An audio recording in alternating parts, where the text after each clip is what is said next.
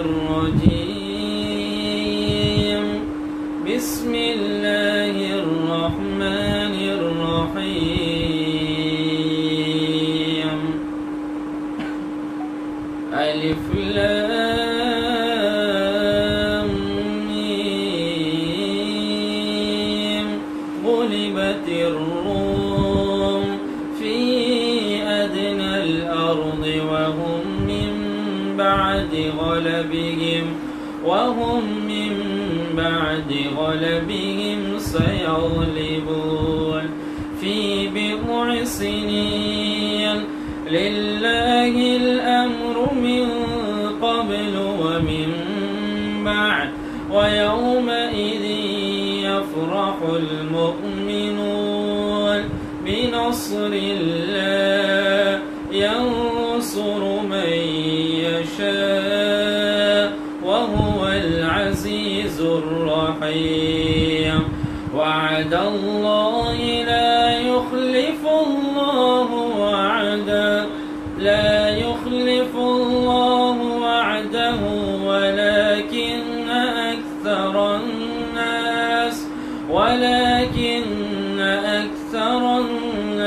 لا يعلمون ظاهرا من الحياة الدنيا وهم عن الآخرة هم غافلون صدق الله العظيم. جگہ جی لگانے کی دنیا نہیں ہے، یہ عبرت کی جا ہے، تماشا نہیں ہے. جگہ جی لگانے کی دنیا نہیں ہے، یہ عبرت کی جا ہے، تماشا نہیں ہے. جہاں میں ہے عبرت کے ہر سو نمونے، مگر تجھ کو اندھا کیا رنگ بونے. جگہ جی لگانے کی دنیا نہیں ہے، یہ عبرت کی جا ہے، تماشا نہیں ہے. کبھی غور سے بھی یہ دیکھا ہے تو نے، جو آباد تھے وہ محل اب ہے سونے. جگہ جی لگانے کی دنیا نہیں ہے، یہ عبرت کی جا ہے، تماشا نہیں ہے. ملے خاک میں اہل شاہ کے سے کیسے مکی ہو گئے، لا مکہ کیسے کیسے ہوئے نامور بے نشاں، کیسے کیسے زمین کھا گئی آسماں، کیسے کیسے. جگہ جی لگانے کی دنیا نہیں ہے، یہ عبرت کی جا ہے، تماشا نہیں ہے. اجل نے نہ کس راہ چھوڑا نہ دارا، اسی سے سکندر صفاتے بہارا. ہر ایک لے کے کیا کیا نہ حسرت سے دھارا، پڑا رہ گئے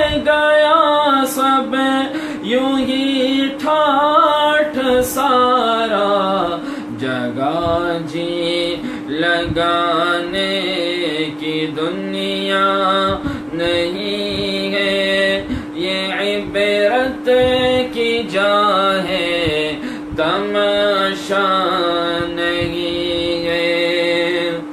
یہی تجھے کو دن ہے، رہو سب سے بالا، ہو زینت نرالی، ہو فیشن نرالا۔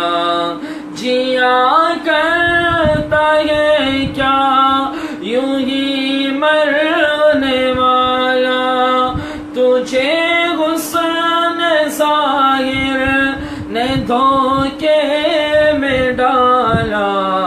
جگہ جی لگانے کی دنیا نہیں ہے، یہ عبرت کی جا ہے، تماشا نہیں ہے۔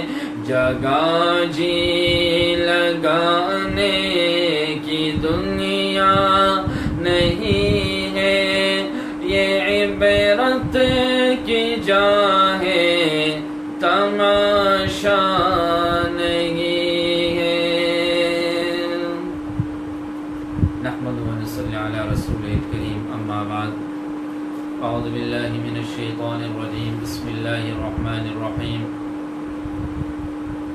الذي خلق الموت والحياة ليبلوكم أيكم أحسن عملا، وقال رسول الله صلى الله عليه وسلم: من رأى منكم منكرا فليغيره بيده، فإن لم يستطع فبلسانه، فإن لم يستطع فبقلبه، وذلك أضعف الإيمان۔ صدق الله العظيم وصدق رسوله النبي الكريم، ونحن على ذلك لمن الشاهدين والشاكرين، والحمد لله رب العالمين۔ اللهم صل على سيدنا محمد وعلى آل سيدنا محمد وبارك وسلم۔ اللهم صل على سيدنا محمد وعلى آل سيدنا محمد وبارك وسلم۔ رسول اللہ صلی اللہ علیہ وسلم کا ارشاد گرامی ہے: من رأى منکم منکرا فلیغیرہ بیدہ، جو تم میں سے کوئی شخص منکرات کو دیکھے، برائی کو دیکھے، گناہ کرتے ہوئے کسی کو دیکھو، برا کام کرتے ہوئے کسی کو دیکھو،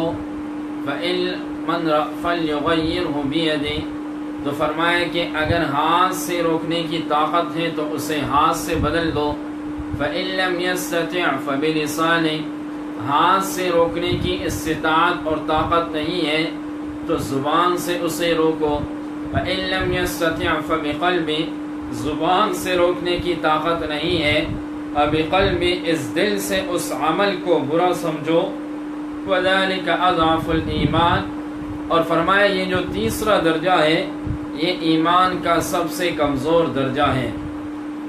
قرآن مجید کے اندر اللہ نے فرمایا: وَالْعَصْرِ إِنَّ الْإِنسَانَ لَفِي خُسْرٍ إِلَّا الَّذِينَ آمَنُوا وَعَمِلُوا الصَّالِحَاتِ وَتَوَاصَوْا بِالْحَقِّ وَتَوَاصَوْا بِالصَّبْرِ، کہ تمام کے تمام انسان خسارے میں ہیں سوائے 4 لوگوں کے۔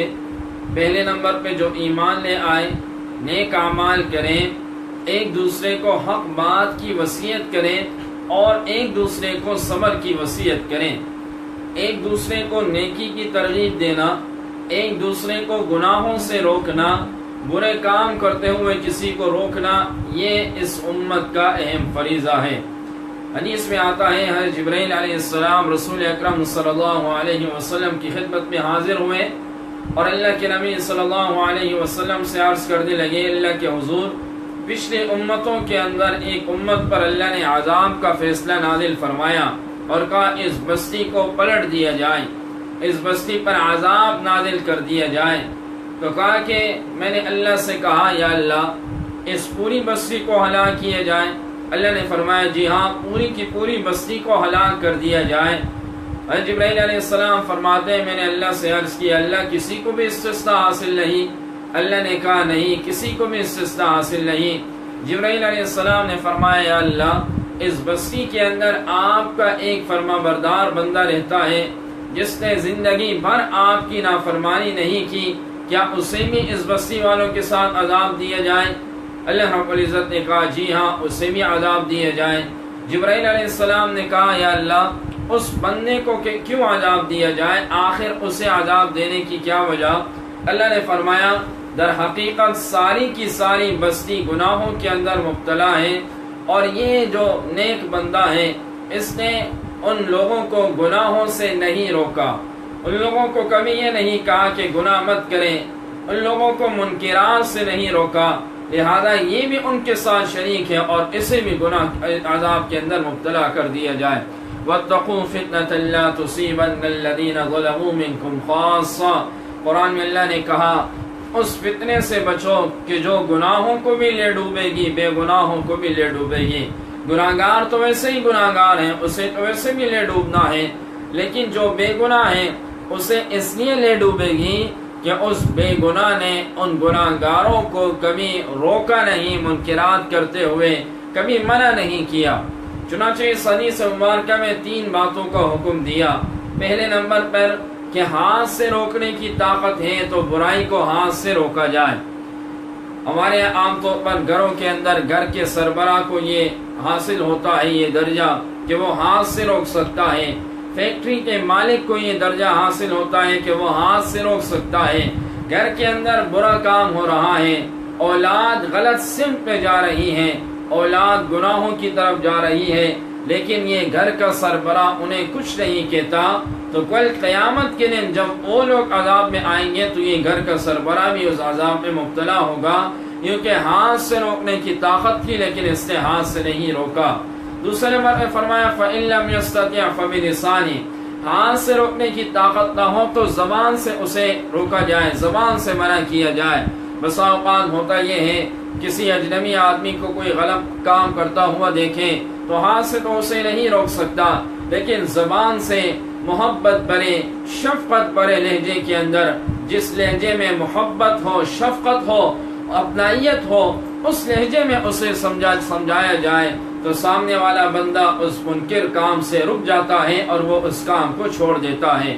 رسول اکرم صلی اللہ علیہ وسلم قربان جاؤں، آپ کے پاس ایک نوجوان آتا ہے اور آ کر عرض کرتا ہے یا رسول اللہ مجھے زنا کی اجازت دیجیے۔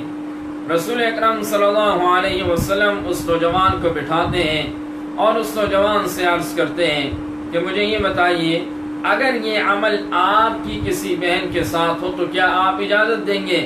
اس نے کہا نہیں۔ کہا آپ کی کسی بیٹی کے ساتھ ہو تو اجازت دیں گے؟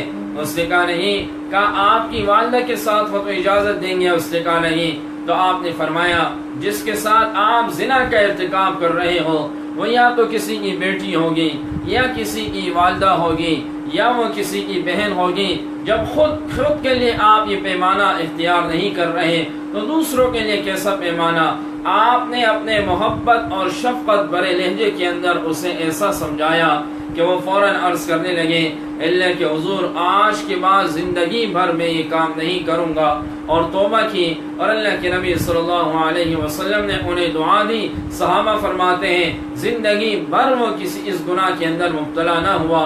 تو لہجے کے اندر اگر اپنائیت ہو اور لہجے کے اندر اگر شفقت ہو تو سامنے والا بندہ پھر لہجے اس اپنائیت اور اس شفقت بھرے لہجے کو سمجھتا ہے اور پھر بات ماننے کے لیے تیار ہوتا ہے۔ ایک اور اعرابی آیا، نبی علیہ السلام اپنے اصحاب کے ساتھ تشریف فرما ہے، اور وہ اعرابی آنے کے بعد نبی علیہ السلام مسجد میں نماز پڑھ کے فوراً دعا مانگتا ہے اللہم ارحمنی و محمدا ولا ترحم معنا احدا، اللہ مجھ پر بھی رحم نازل فرما، محمد صلی اللہ علیہ وسلم پر بھی رحم نازل فرما، ہمارے علاوہ کسی اور پر رحم نازل نہ فرما۔ آپ نے فرمایا اس نے اللہ کی رحمت کو مقید کر دیا۔ اس نے دعا مانگی اور دعا مانگنے کے بعد مسجد کے کونے میں جا کر وہ پیشاب کرنے لگا۔ نبی علیہ السلام کے کچھ صحابہ اٹھے اور اسے روکنے لگے۔ آپ نے فوراً انہیں روکا کہ اب اسے نہ روکا جائے۔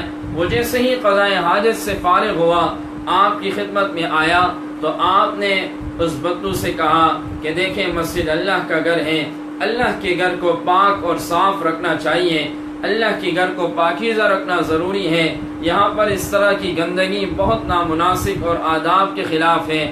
آپ نے اتنے شفقت بھرے لہجے میں سمجھایا کہ وہ خوش ہوا اور خوش ہو کر اپنے قبیلے والوں کے پاس گیا اور دور دور سے آواز دینے لگا، او فلاں باہر آؤ، او فلاں باہر آؤ، میں ایک ایسے نبی کے پاس سے آ رہا ہوں کہ میں نے اتنی بڑی کوتاہی کی، اس کوتاہی کے باوجود اتنے خوبصورت جملے سے مجھے سمجھایا اور مجھے کچھ تحفہ دے کر رخصت کیا، آؤ سارے کے سارے مل کر اسلام قبول کرتے ہیں۔ تو لہجے کے اندر اپنائیت ہو، لہجے کے اندر شفقت ہو۔ باپ اپنے بچوں کو سمجھائیں تو شفقت والا لہجہ، اگر کسی اجنبی کو دیکھے منکر کام کرتے ہوئے دیکھے، آپ کے لہجے میں شفقت ہو۔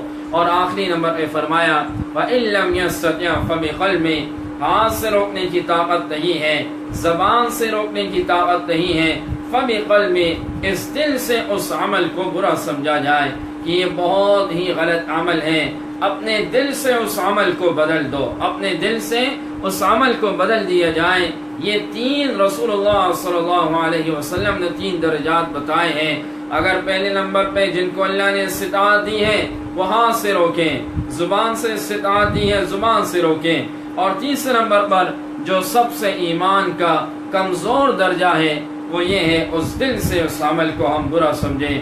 اللہ رب العزت ان باتوں پر عمل کی توفیق عطا فرمائے۔ آخر دعوانا الحمدللہ رب العالمین۔